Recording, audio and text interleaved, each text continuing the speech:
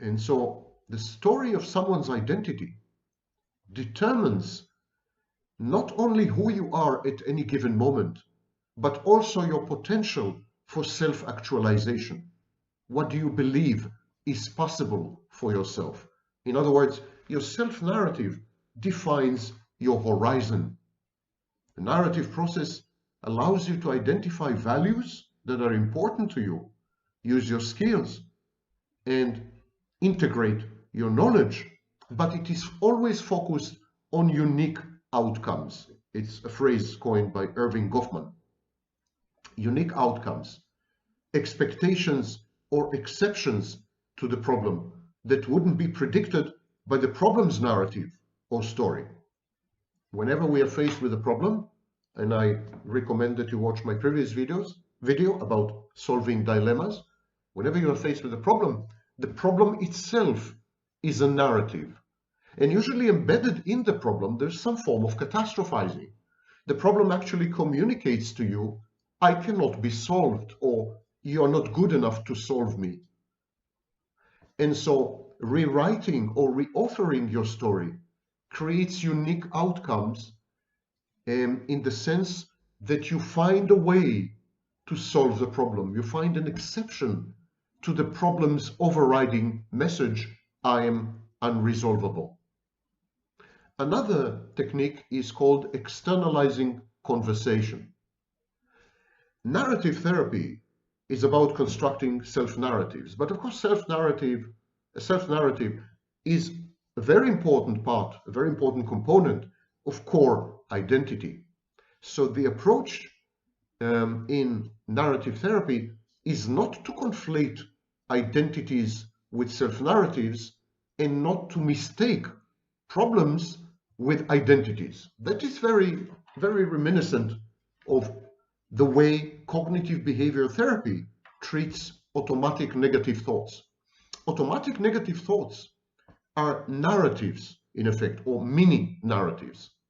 But the message of automatic negative thoughts is you cannot cope with your problems. They're never going to go away because your problems are who you are. Your problems are not just mistakes you have made, but they reflect on who you are. And so in narrative therapy, we teach the patient to separate narrative about who they are, self-story, from problems and issues in life, which have to do more with actions, choices, and decisions, not with who you are.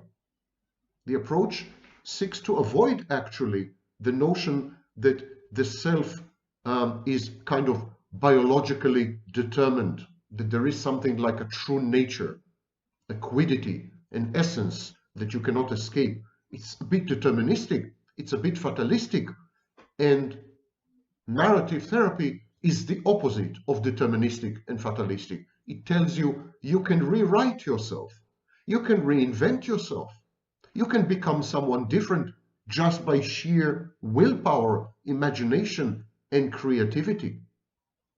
We separate in narrative therapy identities, self-narratives, from problems. And we do this by externalizing conversations. The process of externalizing allows people to consider their relationships with their problems.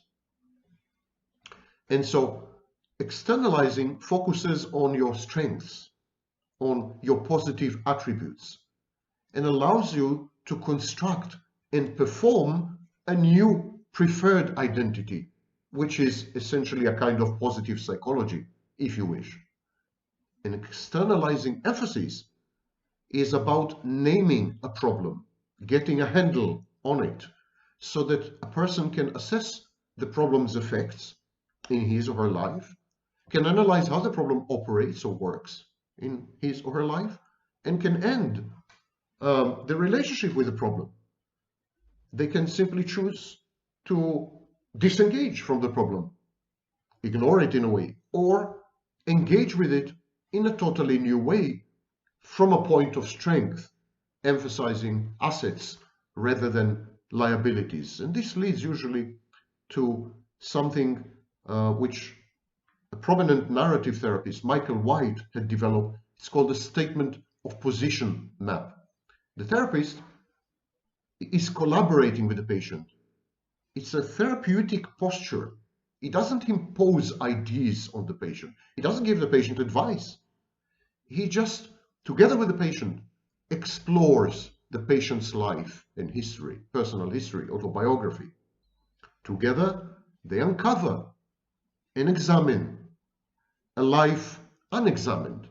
They remember things past, to borrow from another Jew, Marcel Proust. Michael White developed a conversation map, which, by the way, is somewhat reminiscent to the map of happiness in cold therapy. So he developed a conversation map called a statement of position map. It is designed to elicit the client's own evaluation of the problems and the developments in their life. The therapist and the client are perceived as having some kind of valuable information relevant to the process. And they create together, they co-create, they're co-creators, they co-create the content of the therapeutic conversation by imbuing it and suffusing it with this valuable information. The therapist has valuable information about healing. The patient has valuable information about the patient. So there's a position of curiosity. The therapist is curious about the patient. The patient is curious about what the therapist may have to say, and they collaborate. And there's an implicit message. You already have everything you need to transform your life. You have all the skills, you have all the values, you have all the knowledge to solve the problems that you're facing. Even if you have identity disturbance, you can leverage your kaleidoscopic nature. You can leverage this instability, this constant shape-shifting. These are not necessarily liabilities. These could be construed and used as assets in a new self-narrative or self-story, which is not deprecatory, not self-critical, and does not necessarily adhere or conform to social mores and so on. When people develop solutions to their own problems based on their own values, on their traits, on their decisions, choices, and behavior, on their personal history, they own the process. They become much more committed to implementing these solutions. A common practice in narrative therapy is remembering.